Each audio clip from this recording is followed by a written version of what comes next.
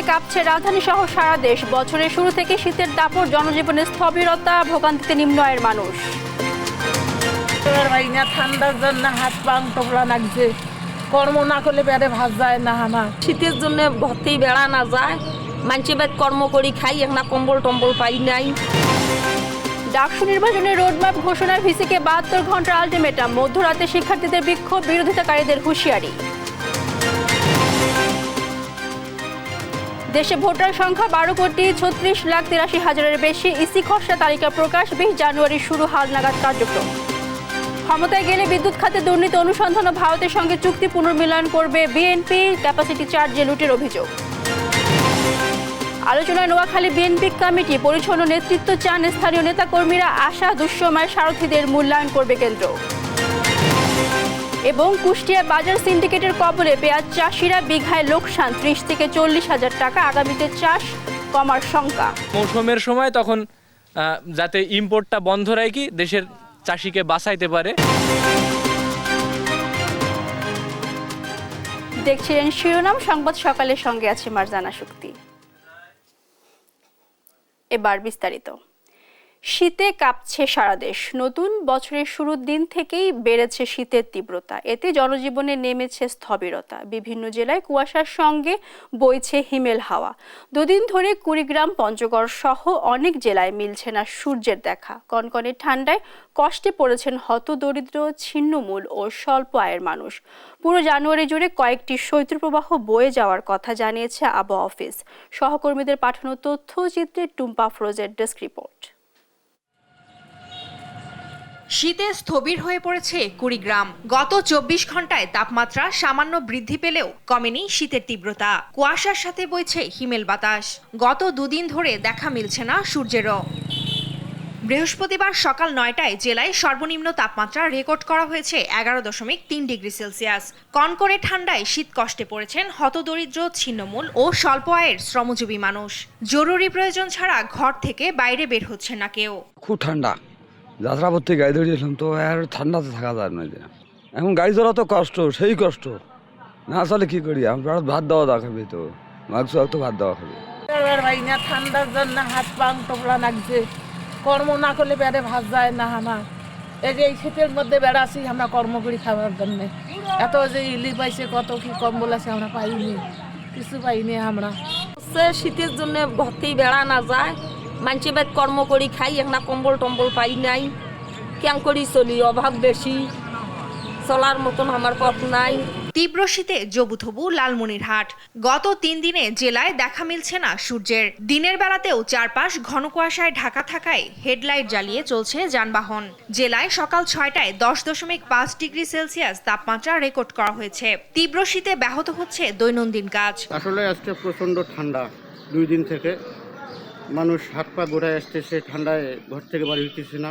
গত কয়েকদিন থেকে প্রচণ্ড ঠান্ডা, কুয়াশা, এবং আমরা কর্ম করতে পারতেছি না। ঠান্ডার অবস্থা খুবই খারাপ, গরিবদের প্রচণ্ড অসুবিধা হয়ে গেছে। আমাদের এখানে প্রচণ্ড ঠান্ডা, ঠান্ডায় বাইরে হইতে পারতেছি না, প্লাস কাজ করতেও খুব কষ্ট হচ্ছে ঠান্ডায়। কনকনে ঠান্ডা আর সাথে হিমেল হাওয়ার দাপটে নওগাঁয় থমকে দাঁড়িয়েছে জনজীবন। ব্যাহত হচ্ছে স্বাভাবিক কাজ। জেলায় সর্বনিম্ন তাপমাত্রা রেকর্ড করা হয়েছে 10.3 ডিগ্রি সেলসিয়াস। হিমেল বাতাসে দিনভর অনুভূত হয় হাড় কাঁপানো শীত। হিমালয় কন্যা পঞ্চগড়ে ভৌগোলিকভাবেই শীতের প্রভাব থাকে 4 থেকে 5 মাস। এবার নতুন বছর শুরুর দিন থেকেই বেড়েছে শীতের দাপট। হিমেল হাওয়া, কনকনে ঠান্ডা আর ঘন কুয়াশায় জনজীবনে নেমেছে স্থবিরতা। বৃহস্পতিবার সকাল 9টায় তেঁতুলিয়া আবহাওয়া অফিসে সর্বনিম্ন তাপমাত্রা রেকর্ড করা হয় 11.3 ডিগ্রি সেলসিয়াস। আর্দ্রতা 97% আর বাতাসের গতিবেগ ছিল 12 থেকে 15 কিলোমিটার। পুরো জানুয়ারি মাস জুড়ে পঞ্চগড়ে কয়েকটি শৈত্যপ্রবাহ বয়ে যেতে পারে বলে জানিয়েছে আবহাওয়া office. Tumpa Afroz, news desk, দেশ টিভি। আগামী 72 ঘন্টার মধ্যে ডাকসু নির্বাচনের রোডম্যাপ ঘোষণা করতে ঢাকা বিশ্ববিদ্যালয়ের ভিসিকে আলটিমেটাম দিয়েছে শিক্ষার্থীরা। রাতে ভিসির বাসভবনের সামনে বিক্ষোভ থেকে শিক্ষার্থীরা এই আলটিমেটাম ঘোষণা করেন। দ্রুততম সময়ের মধ্যে রোডম্যাপ ঘোষণা না করলে কঠোর কর্মসূচির হুঁশিয়ারি দেন শিক্ষার্থীরা। ডাকসু নির্বাচন বানচাল করতে একটি গোষ্ঠী ষড়যন্ত্র করছে উল্লেখ করে তারা বলেন যে কোনো ষড়যন্ত্র মোকাবেলা করতে শিক্ষার্থীরা প্রস্তুত আছেন। এর আগে সিন্ডিকেট মিটিংয়ে দ্রুত ডাকসু নির্বাচনের ব্যাপার উঠলে এর বিরোধিতা আশায় তাৎক্ষণিক প্রতিক্রিয়া জানান শিক্ষার্থীরা।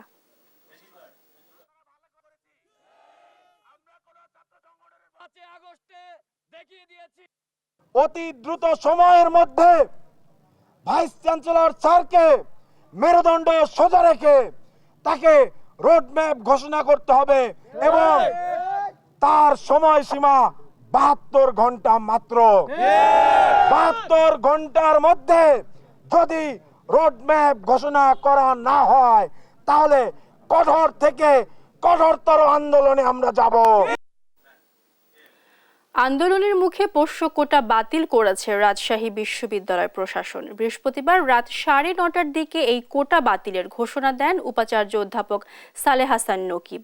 এ সময় আনন্দ মিছিল করেন আন্দোলনরত শিক্ষার্থীরা। দিনভর আন্দোলন শেষে রাতে পোষ্য কোটা বাতিলের ঘোষণা দেওয়ার পর মুক্ত হয়েছেন আটকে পড়া 2 উপাচার্য ও কর্মকর্তা কর্মচারীরা। এর আগে সকাল 10টা থেকে পোষ্য কোটা বাতিল সহ 3 দফার দাবিতে বিশ্ববিদ্যালয়ের সৈয়দ নজরুল ইসলাম প্রশাসনিক ভবনে তালা ঝুলিয়ে দেয় শিক্ষার্থীরা। এ সময় বিশ্ববিদ্যালয়ের উপাচার্য সহ প্রশাসনের কর্মকর্তারা অবরুদ্ধ হয়ে পড়েন। কোটা বাতিলের ঘোষণার পর আনন্দ মিছিল করেন শিক্ষার্থীরা।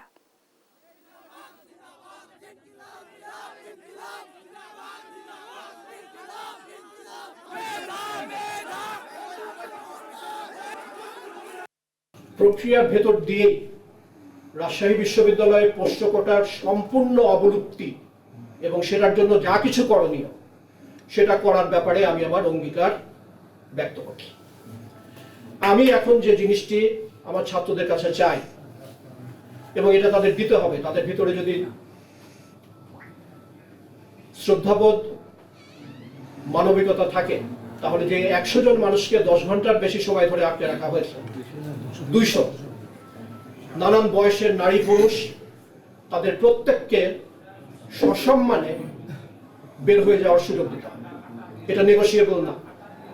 ছাত্রদের আরো দাবি দেওয়া আছে, এই প্রত্যেকটি দাবি দেওয়া আমরা অ্যাড্রেস করব, কিন্তু এই মুহূর্তে আমার অঙ্গীকার হচ্ছে রাজশাহী বিশ্ববিদ্যালয়ে পোষ্য কোটা বলে আর কোনো কোটা থাকছে না।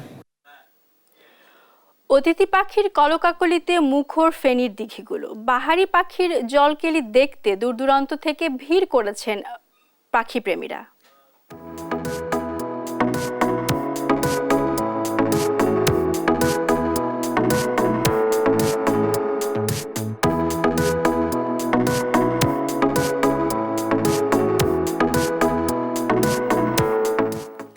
এ নিয়ে একটি প্রতিবেদন থাকছে সংবাদের পরবর্তী অংশে।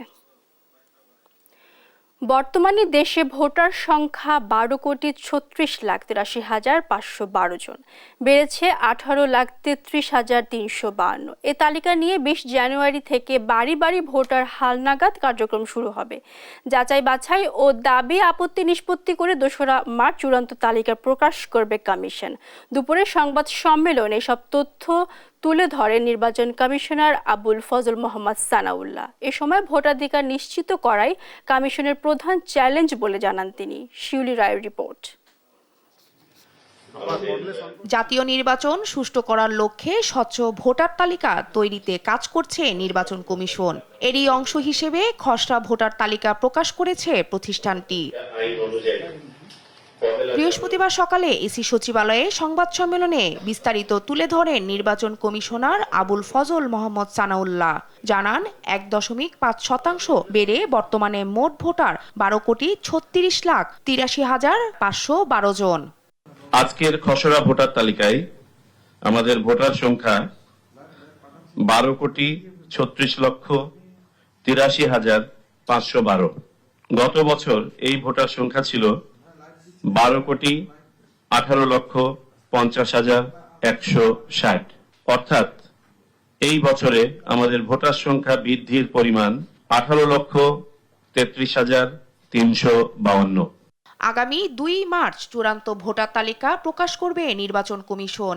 এই নিয়ে বিতর্ক নিরসনে 20 জানুয়ারি শুরু হবে তথ্য যাচাই বাছাই ও হালনাগাদ কার্যক্রম। ভোটার তালিকা যাচাইকরণ এবং বাদ পড়ে যাওয়া ভোটারদের তথ্য সংগ্রহের জন্য বাড়ি বাড়ি যাব। সেই কার্যক্রম শুরু হবে আগামী 20 জানুয়ারি। প্রয়োজনে নির্বাচনের আগে ভোটার তালিকা নিয়ে অধ্যাদেশ জারি করা হবে বলে জানিয়ে তিনি বলেন, সুষ্ঠু নির্বাচনই কমিশনের প্রধান চ্যালেঞ্জ।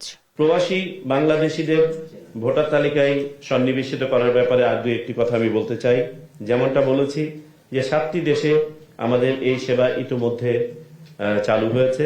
যদি দেখি যে একটা উল্লেখযোগ্য সংখ্যক ভোটার বয়প্রাপ্ত হয়ে গেছেন ভোটের আগে, তাহলে প্রয়োজনে অর্ডিন্যান্স জারি করে তাদেরকে ভোটার তালিকায় সন্নিবেশ করা যায় কিনা এই সম্ভাবনাটা আমরা যাচাই করে দেখব। খসড়া তালিকায় পুরুষ ভোটার 6,30,30,103 জন এবং নারী ভোটার 6,03,52,109 জন। এছাড়া প্রবাসী ভোটার রয়েছে 13,151 জন। 17 বছরে ভোটার হওয়া নিয়ে আলোচনা চলছে বলেও জানান এই নির্বাচন কমিশনার। শিউলি রায়, দেশ টিভি, ঢাকা। কয়েক হাজার কোটি টাকা ব্যয় করে দেশজুড়ে ভাস্কর্য ও মুরাল স্থাপনের ক্ষেত্রে দুর্নীতির অভিযোগ অনুসন্ধানের সিদ্ধান্ত নিয়েছে দুদক। বৃহস্পতিবার এক ব্রিফিংয়ে অনুসন্ধানের বিষয়টি জানান দুদকের মহাপরিচালক আক্তার হোসেন। এছাড়া সাবেক ডাক বিভাগের মহাপরিচালক সুধাংশু শেখর ভদ্রের বিরুদ্ধে প্রায় 92 কোটি টাকা আত্মসাতের অভিযোগ এনেছে দুদক। খোঁজা হচ্ছে মুন্নি সাহার অর্থের উৎস। হাসান মাহমুদের প্রতিবেদন, জানাচ্ছেন সাদ আহমেদ। মুজিব বর্ষ পালন উপলক্ষে সারা দেশে 10,000-এর বেশি মুরাল ও ভাস্কর্য নির্মাণ করেছিল ক্ষমতাচ্যুত আওয়ামী লীগ সরকার। বিভিন্ন গণমাধ্যমের তথ্য বলছে এতে খরচ হয় প্রায় 4,000 কোটি টাকা। বিপুল পরিমাণে এই অর্থ অপচয়ের পেছনে কারা জড়িত বা কিভাবে ব্যয় করা হয়েছে তা খতিয়ে দেখতে অনুসন্ধানে নেমেছে দুদক।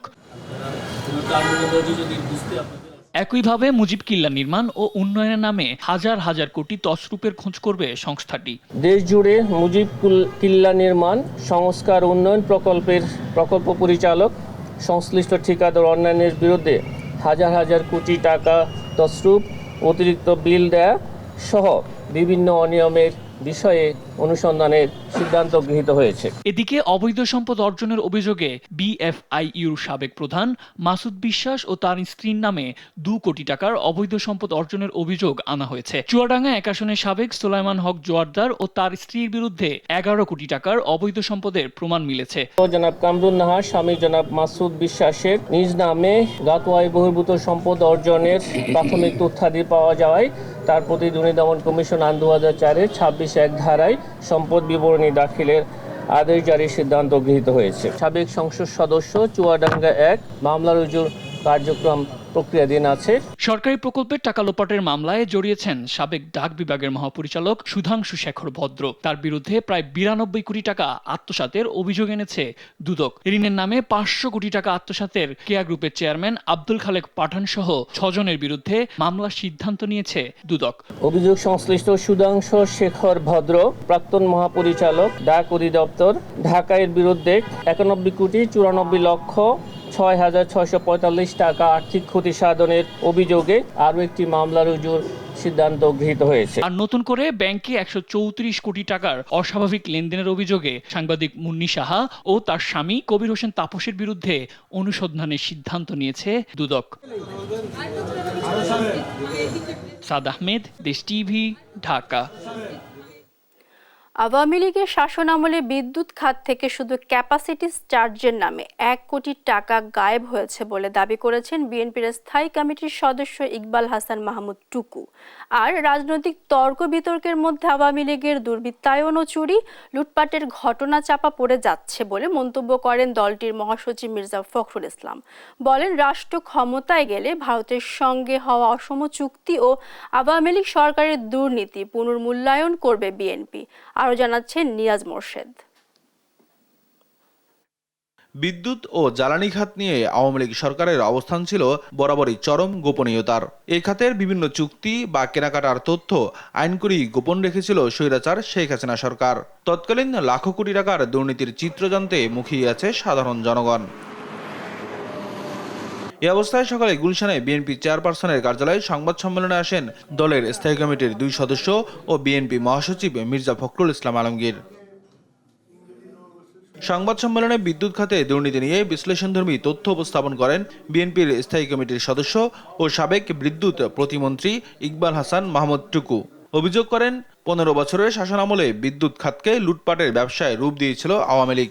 তারা মানুষকে বিদ্যুৎ দেওয়ার নাম করে মানুষকে কিভাবে আমাদের মানুষ পকেট কেটে নিয়ে গেছে এবং এগুলো বৈদেশিক মুদ্রায় পেমেন্ট করতে হচ্ছে এবং 2027 সালের পর থেকে এদেশে একটা ভয়াবহ ফরেন এক্সচেঞ্জ ক্রাইসিস হবে।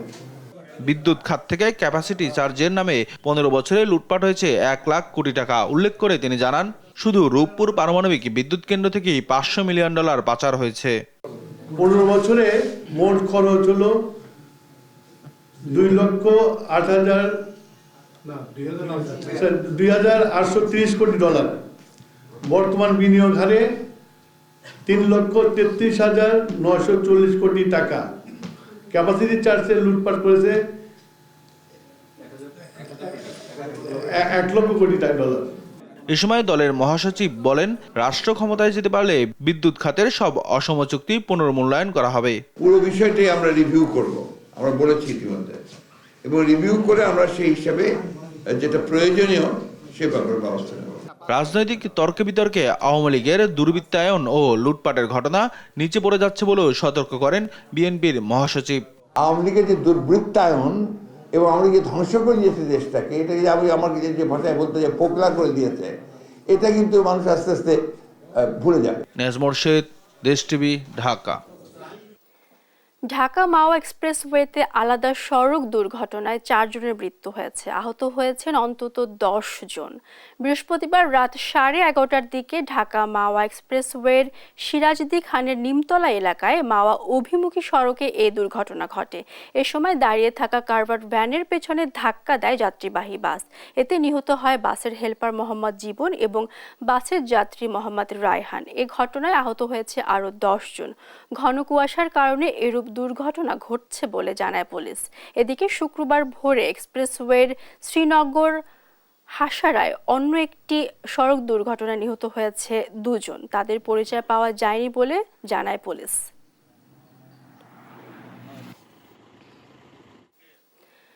ধামরাই পরিত্যক্ত অবস্থায় 2টি আগ্নেয়াস্ত্র উদ্ধার করেছে পুলিশ। বৃহস্পতিবার রাতে ধামরাইয়ের রয়্যাল ইউনিয়নের রয়্যাল এলাকা থেকে আগ্নেয়াস্ত্রগুলো উদ্ধার করা হয়।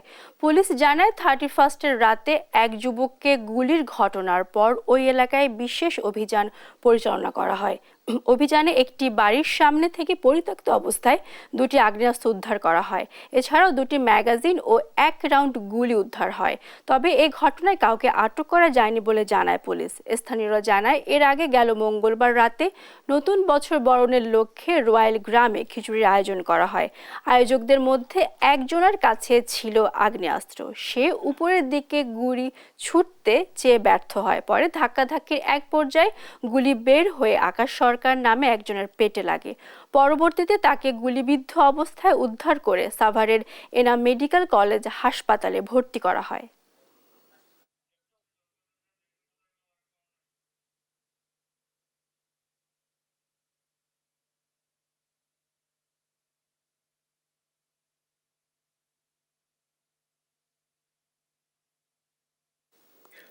কুষ্টিয়া সর্বশান্ত পেঁয়াজ চাষিরা বাড়তি উৎপাদন খরচ আর বাজার সিন্ডিকেটের কারণে মাথায় হাত জেলার পেঁয়াজ চাষিদের। বিঘাপ্রতি লোকসান গুনতে হচ্ছে 30 থেকে 40 হাজার টাকা। এতে পেঁয়াজ চাষে আগ্রহ হারাচ্ছে কৃষক। ফলে আগামীতে জেলায় কমার সংখ্যা দেখা দিয়েছে পেঁয়াজের চাষ। ইরফান রানার ক্যামেরায় কুষ্টিয়া থেকে নাহিদ হাসান তিতাসের রিপোর্ট। শুরু হয়েছে নতুন পেঁয়াজ ওঠার মৌসুম। মাঠে মাঠে পেঁয়াজ তোলাই ব্যস্ত সময় পার করছে কৃষকেরা। তবে এই মৌসুমে মুখে হাসি নেই তাদের। যে পেঁয়াজ গত 2 সপ্তাহ আগেও বাজারে কেজি প্রতি বিক্রি হচ্ছিল 120 থেকে 130 টাকায়, সেই পেঁয়াজই এখন বাজারে বিক্রি হচ্ছে 30 থেকে 35 টাকা কেজি দরে।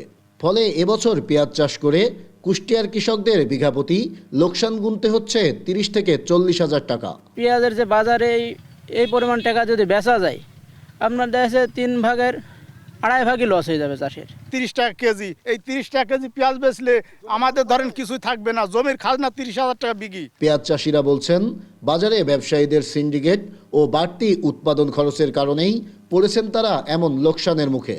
তাই দ্রুত বাজার সিন্ডিকেট নিয়ন্ত্রণ সহ পেঁয়াজ আমদানি বন্ধের দাবি তাদের। যেসব ব্যবসায়ী সিন্ডিকেটরা আছে এরা বিভিন্ন সময় ওই সময় পেঁয়াজটা রাজনৈতিক হোক আর যে কোনো পেশারই হোক তারা ওই স্টক করার পরে ওরা একটা সিন্ডিকেট করে। এই সিন্ডিকেটটার উপরে এই সময় আইসি এই মুড়ি কাটা পেঁয়াজের সময় আইসি যদি ওই পেঁয়াজটা বাজারে ছাড়ে তাহলে মনে করেন আমাদের এই চাষি মানে সমস্যায় পড়ে। মৌসুমের সময় তখন যাতে ইম্পোর্টটা বন্ধ রাখি দেশের চাষিকে বাঁচাইতে পারে। খালি 30 টাকা 35 টাকা পেঁয়াজ বেচে আমাদের লেবার খরচ হচ্ছে 600 টাকা লেবার খরচ। এদিকে পাইকারি বাজারে দেশি পেঁয়াজ 30 থেকে 35 টাকা কেজি বিক্রি হলেও আমদানিকৃত পেঁয়াজ বিক্রি হচ্ছে 40 থেকে 45 টাকা কেজি দরে।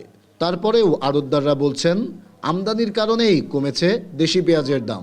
এখন যদি 4 মাস সরকার যদি কোনো আমদানি না করে তাহলে ধরেন আপনার দেশের কৃষক যাই হোক তাও লস হবে, বর্তমান যে বাজার লস হবে, তারপরেও কিছুটা বাঁচবে। আর পেঁয়াজ চাষিদের লোকসানের হাত থেকে বাঁচতে ধাপে ধাপে পেঁয়াজ উত্তোলন সহ নানা পরামর্শ দিচ্ছেন কৃষি বিভাগের কর্মকর্তারা। যখন সরবরাহটা বাড়বে তখন কাঁচা বাজারের জিনিসটা এমনিতে দামটা একটু কমে যায়, যার কারণে কৃষকদেরকে আমরা এই পরামর্শটা দিই যে আপনি আস্তে আস্তে তুলেন, যার সরবরাহটা কম থাকে আপনি ভালো দামটা পাবেন। এবছর কুষ্টিয়ায় ৩,৮০৪ হেক্টর জমিতে চাষ হয়েছে পেঁয়াজ।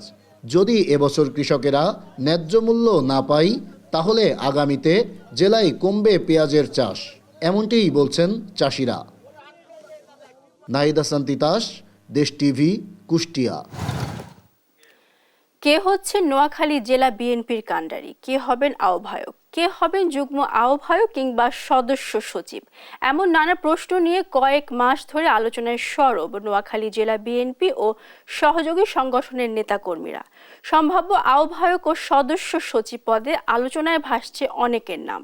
নোয়াখালী জেলা বিএনপির রাজনীতিতে এটাই এখন আলোচনার বিষয় হয়ে দাঁড়িয়েছে। মাওলা সুজনের প্রতিবেদন।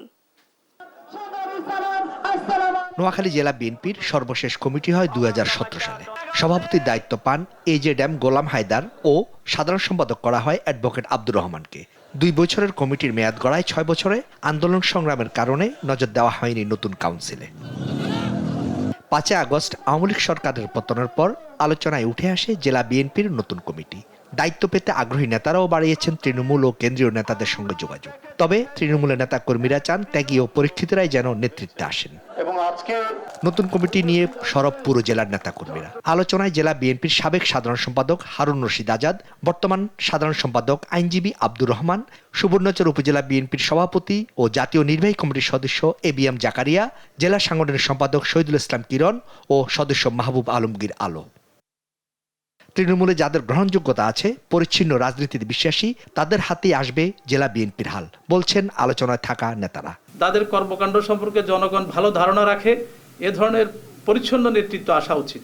সাধারণ জনগণের অধিকার আন্দোলনের দাবিকে যারা প্রতিষ্ঠিত করতে পারবে সেই ধরনের নেতৃত্ব আমরা আমাদের বিএনপি কেন্দ্রীয় নেতৃত্বের কাছে প্রত্যাশা করি।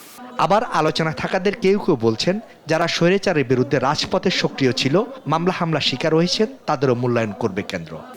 মামলার শিকার হয়েছে তারা যাতে কমিটিতে আসে, এটাই জনগণের এই এলাকার মানুষের নেতাকর্মীদের প্রত্যাশা। একটা সুন্দর তৃণমূল থেকে শুরু করে জেলা পর্যন্ত একটা সাংগঠনিক ভিত্তি স্থাপন করা যাবে। আমি আশা করি যে কি তিনি সেভাবেই কমিটি গঠন করবেন। দলের দুঃসময় যারা পাশে ছিল তাদের নিয়ে একটি সুন্দর ও শক্তিশালী কমিটি হবে, এমন প্রত্যাশা স্থানীয় নেতাদের। বিগত 16 বছর যারা মাঠে ছিল, যারা সংগ্রাম করেছে, আন্দোলন করেছে, এই ধরনের নেতৃত্বে যদি আগামী দিন আসে, নোয়াখালী জেলা বিএনপি আরো সমৃদ্ধশালী হবে।